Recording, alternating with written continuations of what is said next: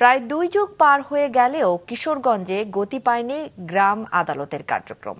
জনবল সংকট, আস্থা আর তদারকির অভাবে জেলার অধিকাংশ ইউনিয়নে অনেকটা নিষ্ক্রিয় গ্রাম আদালত। কিশোরগঞ্জ রিপোর্টার বিজয় রায় খোকার রিপোর্টে বিস্তারিত।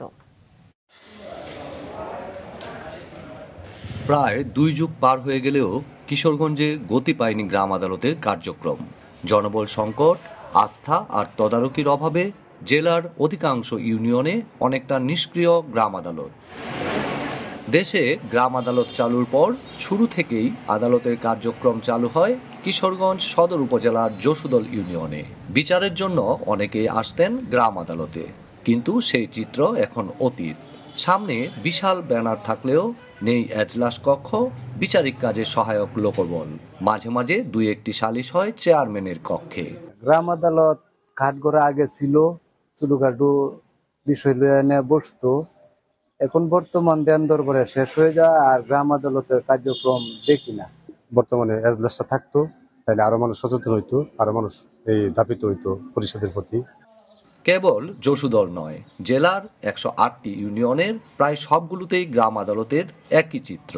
গ্রাম আদালতের বিষয়টা জনগণ জানে না আর কি, আর এনে কোনো কার্যক্রম নাই, যার জন্য সবাই অবহেলা করেছে, এনে গেলে কিছু হবে না।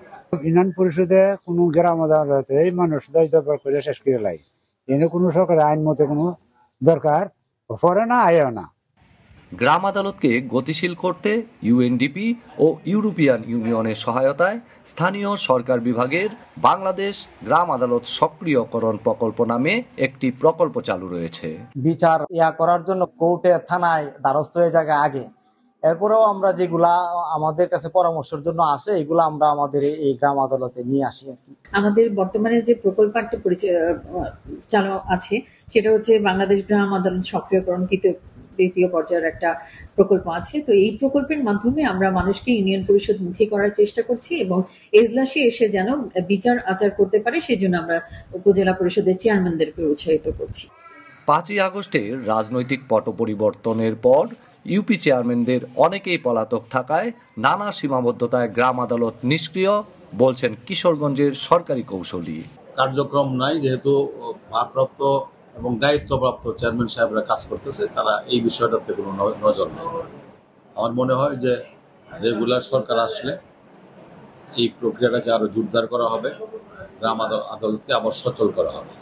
পারিবারিক কলহ, মারামারি, জমি জমা সংক্রান্ত বিরোধ সহ নানান অভিযোগ নিষ্পত্তি করতে 2006 সালে চালু করা হয় গ্রাম আদালত। সর্বোচ্চ 3 লাখ টাকার বিরোধ নিষ্পত্তি করতে পারে এ আদালত।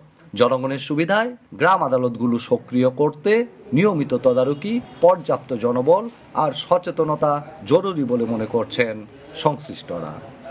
বিজয় রায় খোকা, মাছরাঙ্গা সংবাদ, কিশোরগঞ্জ।